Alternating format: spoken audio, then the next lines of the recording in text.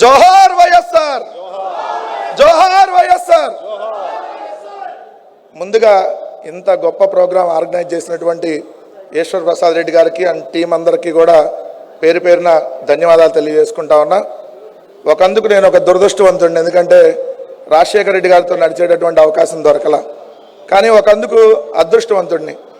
ఆయన 2 అడుగులు ముందుకేస్తే ఇంకొక 10 అడుగులు ముందుకేసేటటువంటి మంచి నాయకుడిగా జగన్మోహన్ రెడ్డి గారి వెంట నడిచే అవకాశం దొరికినందుకు అదృష్టంగా భావిస్తా ఉన్నా. మీ అందరికీ తెలుసు, సరిగ్గా 77 ఏళ్ల క్రితం 1949 జూలై 8వ తారీఖున, అంటే ఇదే రోజు, ఇప్పుడు వైఎస్ఆర్ కడప జిల్లా, అప్పుడు కడప జిల్లాగా ఉన్నటువంటి జమ్మలమడుగులో దేవుడు రాజశేఖర రెడ్డి గారు పుట్టినటువంటి రోజు. ఈరోజు మనం 77వ జయంతిని జరుపుకుంటా ఉన్నాం. దురదృష్టం, 17 సంవత్సరాల క్రితం 2009లో ఏదైతే రాజశేఖర రెడ్డి గారు మనకి భౌతికంగా దూరమై అన్నారు. కానీ భౌతికంగా దూరమైన ఈరోజు కోట్లాది మంది తెలుగు ప్రజల గుండెల్లో చిరస్థాయిగా నిలిచిపోయారనంటే ఆయన చేసినటువంటి మంచి సంక్షేమ పథకాలు, అభివృద్ధి కార్యక్రమాలు. ఎన్నాళ్ళు బతికామన్నది కాదు, ఎలా బతికామన్నది ముఖ్యం. ఎన్నాళ్ళు ముఖ్యమంత్రిగా పనిచేశామని కాదు, పనిచేసినంత కాలం ఎంత గొప్పగా ప్రజలకి చేరువుగా, ప్రజల కోసం, ప్రజల బాధల్ని తెలుసుకొని ఆ కష్టాల్ని తొలగిస్తూ పరిపాలన చేశామనేది ముఖ్యమంటూ ఈ దేశ చరిత్రలో ఏ నాయకుడు, ఏ రాష్ట్రంలో ఒక ముఖ్యమంత్రిగా తన పదవి ఉన్నటువంటి 5 సంవత్సరాల 3 నెలల పరిపాలనలో ఇంత గొప్పగా చేసినటువంటి నాయకుడు ఈ దేశంలోనే లేడు. నేను ఈరోజు పొద్దున్నుంచి ఒక 7 ప్రోగ్రామ్స్లో అటెండ్ అయ్యి, అన్ని కుకట్పల్లి సరౌండింగ్స్ అటెండ్. అక్కడ చూస్తే టీఆర్ఎస్ పార్టీ వాళ్ళ ఫ్లెక్స్లో రాజశేఖర రెడ్డి గారి ఫోటో ఉంది. టీఆర్ఎస్ పార్టీ కాదు కదా రాజశేఖర రెడ్డి గారు అనుకుంటా. కాంగ్రెస్ పార్టీ ఫోటోల్లో కూడా, కాంగ్రెస్ పార్టీ ఫ్లెక్స్లో కూడా రాజశేఖర రెడ్డి గారి ఫోటో ఉంది. మాకంటే ముందే టీఆర్ఎస్ పార్టీ వాళ్ళు వెళ్ళి రాజశేఖర రెడ్డి గారి జయంతి వేడుకలు చేశారు. కాంగ్రెస్ పార్టీ వాళ్ళు వెళ్ళి రాజశేఖర రెడ్డి గారి జయంతి కార్యక్రమాలు చేశారు. దాని తర్వాత మేమే లేటుకి వెళ్ళాం వైఎస్ఆర్ కాంగ్రెస్ పార్టీగా. నేను చూస్తే ఒక ఏరియాలో చూస్తే ఫ్లెక్స్లో రాజశేఖర రెడ్డి గారి ఫోటో పక్కన వైఎస్ఆర్సీపీ వాళ్ళ ఫ్లెక్స్ ఉంది, ఆ ఎదురుగా టీఆర్ఎస్ వాళ్ళు ఉంది, ఈ పక్కన కాంగ్రెస్ వాళ్ళు ఉంది. అరే ఇదేంటి ఆశ్చర్యం. ఎందుకంటే ఒక రాజకీయ పార్టీ నాయకుడు అంటే ఒక పార్టీలోనే ఆయనకు సంబంధించినటువంటి జయంతి వేడుకలు చేస్తారు. అంటే రాజశేఖర రెడ్డి గారు ఒక పార్టీకి సంబంధించినటువంటి నాయకుడు కాదు, ఆంధ్రప్రదేశ్, ఉమ్మడి ఆంధ్రప్రదేశ్ రాష్ట్రంలో అందరికీ సంబంధించినటువంటి నాయకుడు అని ఈరోజు హైదరాబాద్లో మనం ఫ్లెక్స్లు చూస్తే అర్థమవుతున్నటువంటి పరిస్థితి. ఒకటి మీ అందరికీ తెలియజేయాలి, ఓట్ల ద్వారా అధికారంలోకి వచ్చేటటువంటి నాయకులు కొంతమంది ఉంటారు. కానీ జనం గుండెల్లో నిలిచిపోయి జనం ద్వారా అధికారంలోకి వచ్చిన నాయకులు ఎవరైనా ఉన్నారంటే ఆ రోజు దివంగత నాయకుడు రాజశేఖర రెడ్డి గారు అయితే, దాని తర్వాత జగన్మోహన్ రెడ్డి గారు అని చెప్పి మనం ఖచ్చితంగా చెప్పాలి. ఒక్కసారి అధికారం ఇస్తేనే అంత మంచి కార్యక్రమాలు చేశారు రాజశేఖర రెడ్డి గారు. రెండోసారి బొటాబొట్టిన అధికారం ఇచ్చినప్పుడు, ఒరే నేను ఇంత మంచి చేశాను, ఎందుకు నాకు తక్కువ మార్కులు వచ్చినాయి అని చెప్పి ప్రజల్లోకి వెళ్ళి తెలుసుకునేటటువంటి కార్యక్రమం చేసినటువంటి రచ్చబండ కార్యక్రమానికి వెళ్తుంటే ఆయన ప్రమాదవశాత్తు మరణించడం జరిగింది. అదే ఒక్కసారి జగన్మోహన్ రెడ్డి గారికి అధికారం ఇచ్చి చూస్తే, మనం 2019 ఎన్నికల్లో రావాలి జగన్, కావాలి జగన్ అని ఒక్కసారి మనం అధికారం ఇచ్చి చూస్తే ఈరోజు ఆంధ్రప్రదేశ్ రాష్ట్రంలో గ్రామ గ్రామాన సచివాలయాలు, రైతు భరోసా కేంద్రాలు, హెల్త్ క్లినిక్లు, డిజిటల్ లైబ్రరీలు, 38,000 స్కూళ్లు, నాడు నేళ్ల బాగా బాగు చేయడం, 17 ప్రభుత్వ మెడికల్ కాలేజీలు, 4 పోర్టులు, 10 ఫిషింగ్ హార్బర్లు, 6 ఫిష్ ల్యాండ్ సెంటర్లు, విజయవాడలో ఫ్లైఓవర్లు, విజయవాడలో రిటర్నింగ్ వాళ్ళు, ఏదైతే ఉద్దానంలో కిడ్నీ రీసెర్చ్ సెంటర్, నెల్లూరులో సంగం బ్యారేజ్, ఇలా చెప్పుకుంటా పోతా ఉంటే ఈ రాష్ట్రంలో గ్రామ గ్రామాన అభివృద్ధి చేసి, గ్రామ గ్రామాన అభివృద్ధితో పాటు ఇంటింటికి సంక్షేమ కార్యక్రమాలు అందించారే. అదే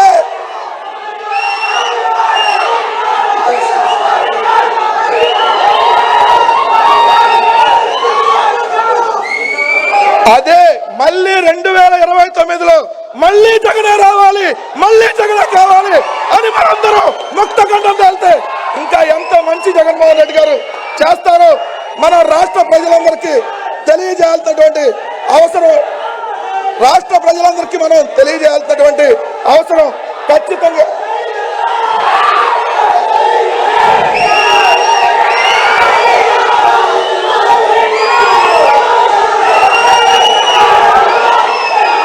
జై జగన్, జై జగన్, జై జగన్, జై జగన్, జై జై జగన్.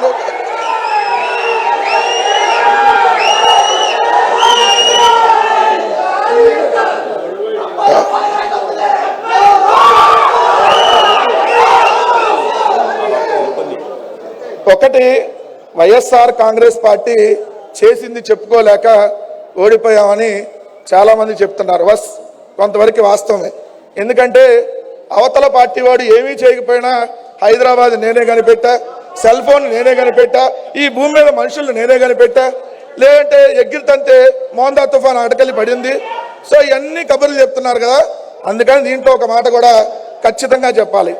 హైదరాబాద్లో హైటెక్ సిటీ, ఈ ఐటీ అనేది, ఎందుకంటే మనం ఈరోజు ఈ ప్రాంతంలో ఉన్నాం కాబట్టి, ఈ ఐటీ అనేది అసలు ఎవరి వల్ల వచ్చింది, ఎవరి వల్ల ఐటీ ఉద్యోగాలు ఎక్కువ వచ్చినాయి, ఎవరి వల్ల ఐటీ కంపెనీలు ఎక్కువ వచ్చినాయో ఒక్కసారి 2 నిమిషాలు మీకు బోరి కొట్టిన లెక్కలు కాబట్టి చెప్పాలి. కాబట్టి అసలు ఈ హైటెక్ సిటీ అనేటటువంటిది 1992 మే 21వ తారీఖున అప్పటి కాంగ్రెస్ ముఖ్యమంత్రి నేదురుమల్లి జనార్దన్ రెడ్డి గారు రాజీవ్ గాంధీ టెక్నాలజీ పార్క్ అని చెప్పి హైటెక్ సిటీ ప్రాంతంలో శంకుస్థాపన చేసి 200 ఐటీ కంపెనీలకు లేఖలు రాసి 400 కోట్ల రూపాయల ఐటీ ఉత్పత్తులే లక్ష్యంగా ఆ కంపెనీలందరికీ లేఖలు రాసి 4.5 కోట్ల రూపాయలు ఆ రోజు ఖర్చు పెట్టి అక్కడ ఆ హైటెక్ సిటీ అనే దాన్ని తీసుకొని వచ్చారు. తీసుకొని వచ్చిన తర్వాత 9 ఏళ్ళు చంద్రబాబు నాయుడు గారు ముఖ్యమంత్రిగా పనిచేశారు. 9 ఏళ్ళు చంద్రబాబు నాయుడు గారు ముఖ్యమంత్రిగా చేస్తే మరి ఐటీ రంగంలో ఎంత వృద్ధి రేటు ఉందంటే కేవలం 8%. అదే 5 సంవత్సరాలు రాజశేఖర రెడ్డి గారి పరిపాలనలో భారతదేశంలోనే హైదరాబాద్ని ఐటీలో నెంబర్ 3rd ప్లేస్కి తీసుకొని వచ్చి 14% వృద్ధి రేటు చేశారు. ఇవన్నీ మనం ప్రజలకు చెప్పాలి. అదేవిధంగా 9 ఏళ్ళు చంద్రబాబు నాయుడు గారు ఇక్కడ హైటెక్ సిటీ ప్రాంతంలో ఏదైతే ఆయన మొత్తం ఉద్యోగాలు తెచ్చాయని చెప్తాడు కదా, వచ్చినటువంటి కంపెనీలు ఏంటంటే 9 ఏళ్లలో 909. అదే రాజశేఖర రెడ్డి గారు 5 ఏళ్లలో 1584 కంపెనీలు వచ్చినాయి ఐటీకి సంబంధించి. అదేవిధంగా 9 ఏళ్లలో చంద్రబాబు నాయుడు గారు ముఖ్యమంత్రిగా ఐటీ ఉద్యోగాలు వచ్చినాయి 85,945 అయితే ఉమ్మడి ఆంధ్రప్రదేశ్ మొత్తం మీద. అదే 5 సంవత్సరాల రాజశేఖర రెడ్డి గారి పరిపాలనలో 2,64,375 అంటే 2,65,000 ఉద్యోగాలు. మరి ఇప్పుడు చెప్పండి, ఎవరు హైదరాబాద్లో ఐటీని ప్రమోట్ చేశారు, ఐటీని తీసుకొని వచ్చారో చెప్పని అడుగుతా ఉన్నా. అదేవిధంగా చంద్రబాబు నాయుడు గారు 9 ఏళ్లలో ఐటీ పెట్టుబడులు కేవలం 3,533 కోట్లు. అదే రాజశేఖర రెడ్డి గారు 5 ఏళ్ల పరిపాలనలో 13,250 కోట్లు ఐటీ పెట్టుబడులు. ఆయన 9 ఏళ్లలో 3,500 కోట్లు అయితే రాజశేఖర రెడ్డి గారు 5 ఏళ్లలోనే 13,250 కోట్లు. 9 ఏళ్లలో చంద్రబాబు నాయుడు గారు ఐటీ ఎగుమతులు 5,025 కోట్లు అయితే రాజశేఖర రెడ్డి గారు 5 ఏళ్లలో 33,482 కోట్లు. మరి ఇప్పుడు రాజశేఖర రెడ్డి గారి అభివృద్ధి సంక్షేమం ఏ విధంగా చేసినా మనందరం చెప్పుకోలేకపోయాం, ఇప్పటికీ చెప్పుకోలేకపోతున్నాం. సో అందుకని ఖచ్చితంగా ఈ లెక్కలని కూడా మనం చెప్పాలి. చంద్రబాబు నాయుడు గారి బోగస్ మాటలను కూడా మనం ప్రజలందరికీ చెప్పాలి. నాకంటే ముందు పెద్దలు భాస్కర్ శర్మ గారు మాట్లాడారు. నిజంగా భాస్కర్ శర్మ గారు నేను ఇది 2వ సారి చూడటం. ఒక్కసారి అంతకుముందు చూశాను, పెద్దగా పరిచయం లేదు. ఈరోజు సాక్షి పత్రికలో ఎడిటోరియల్ కాలంలో ఒక వ్యాసం వచ్చింది, భాస్కర్ శర్మ గారు రాసింది. మనందరికంటే భాస్కర్ శర్మ గారు రాజశేఖర రెడ్డి గారికి చాలా దగ్గరగా చూసినటువంటి వ్యక్తి. ఏంటదంటే 2007వ సంవత్సరంలో ఆరోగ్యశ్రీ అనేటటువంటి పథకం పెడితే 2007 ఏప్రిల్ నుంచి 2009 వరకు ఆరోగ్యశ్రీ వల్ల ఏదైతే లబ్ధి పొందినటువంటి కుటుంబాలు 15,85,000 అంటే దాదాపుగా 16 లక్షల కుటుంబాలకి ఈరోజు ఆరోగ్యశ్రీ ద్వారా రాజశేఖర రెడ్డి గారు దేవుడయ్యాడు. ఎందుకు దేవుడయ్యాడు రాజశేఖర రెడ్డి గారు అంటే, మనం ఎవరిదన్నా ఒక ప్రాణం కాపాడితే అయ్యా మా వాడి ప్రాణం కాపాడావు, నువ్వు దేవుడు అయ్యా అంటావు.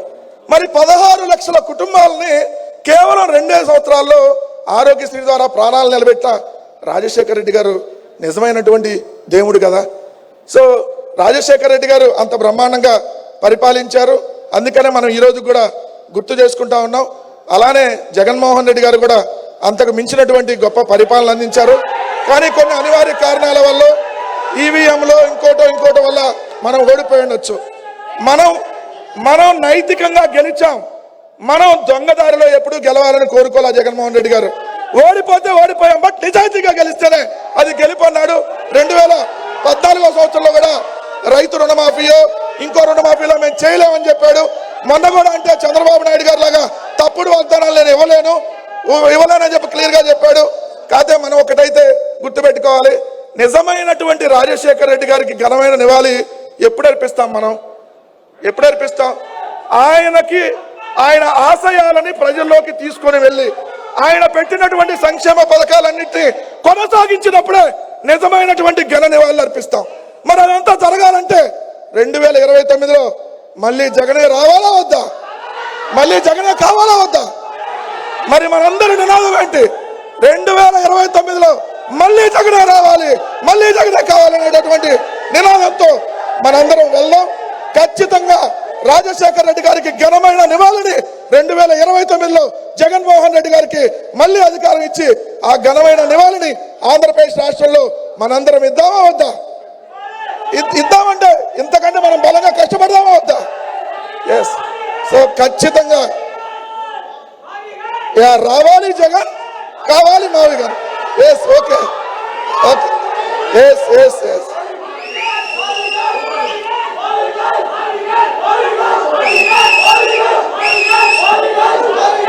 సరే అన్న, ఎందుకంటే ఇంకా పెద్దలు మాట్లాడాల్సిన వాళ్ళు కూడా ఉన్నారు కాబట్టి నేను ముగిస్తానన్నా. నాకు ఇంత గొప్ప అవకాశాన్ని కల్పించినటువంటి ప్రతి ఒక్కరికి కూడా ధన్యవాదాలు. ఇంకా అందరూ పేరు నాకంటే చాలా సీనియర్లు అందరూ ఉన్నారు కాబట్టి వాళ్ళందరూ కూడా మాట్లాడాలి కాబట్టి నేను ముగిస్తున్నా. జోహార్ వైఎస్ఆర్, జోహార్ వైఎస్ఆర్, జోహార్ వైఎస్ఆర్.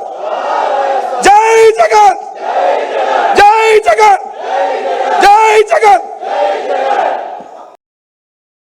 మరిన్ని అప్డేట్స్ కోసం ఛానల్ ను సబ్స్క్రైబ్ చేయండి. నోటిఫికేషన్స్ కోసం బెల్ ఐకాన్ పై క్లిక్ చేయండి.